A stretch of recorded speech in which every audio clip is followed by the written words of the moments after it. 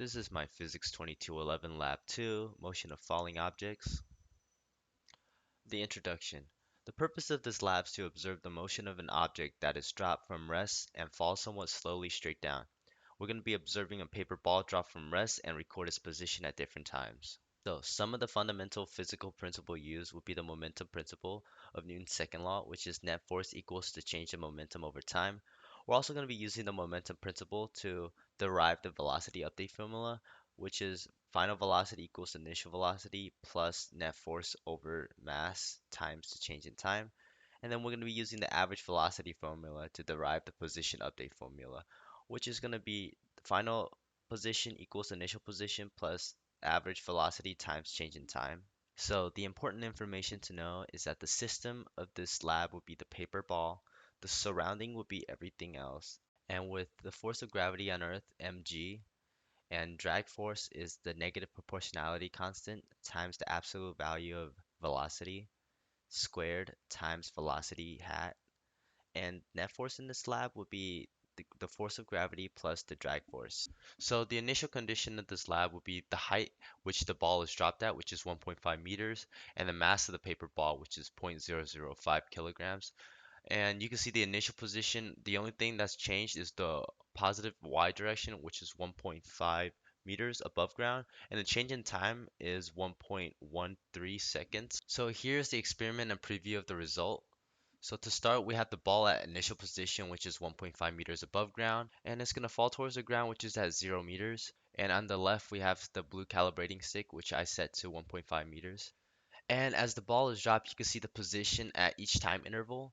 And we can also see that as time increases, the positions are further and further apart from its initial position, but in the negative direction.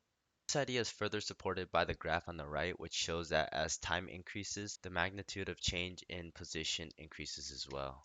With a closer look at the tracker data, we can see that the change in position isn't constant, meaning that there must be accelerations involved. Moving on to my glow script code. So for line 36, I changed the mass of the paper ball to 0.005 kilograms. I updated the ball's initial position, which is at 1.5 meters above ground in the y direction. And for line 56, I set the proportionality constant to 0 as drag is not involved in this. So moving on to the while loop, the while loop is going to terminate when time equals 1.13 seconds.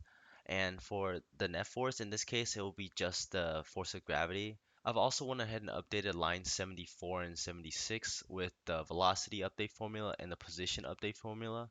So the result of the graph are shown below. And as you can see, without drag, velocity is constant and the ball reaches ground faster. And for my second half of the glow script code would be with drag. So with drag, the only thing I've actually changed is line 50, which is the proportionality constant. So it's B equals 0.0259. And the other thing I've changed was the net force, in which I included the force of drag, which is the proportionality constant times the absolute value of velocity squared times j hat. So looking at the result of the graph with drag, we do see that the ball reaches ground at time 1.13. However, the curve is a little different, but the interesting thing is the velocity. As you can see that as time increases, velocity also increases, but in the negative direction.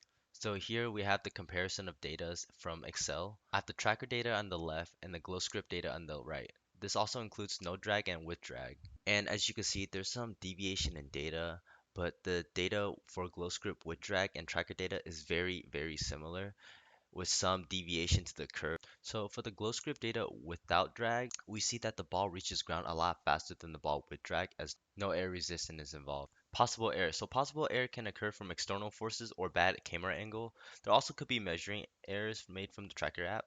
So what does this mean? Examine the velocity versus time predicted by your model with when without drag.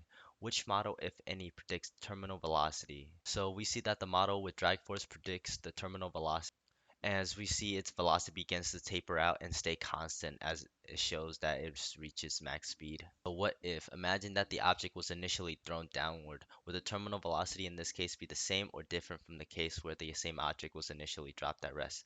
Well, in this case, the terminal velocity would remain the same, however, the terminal velocity would be reached sooner.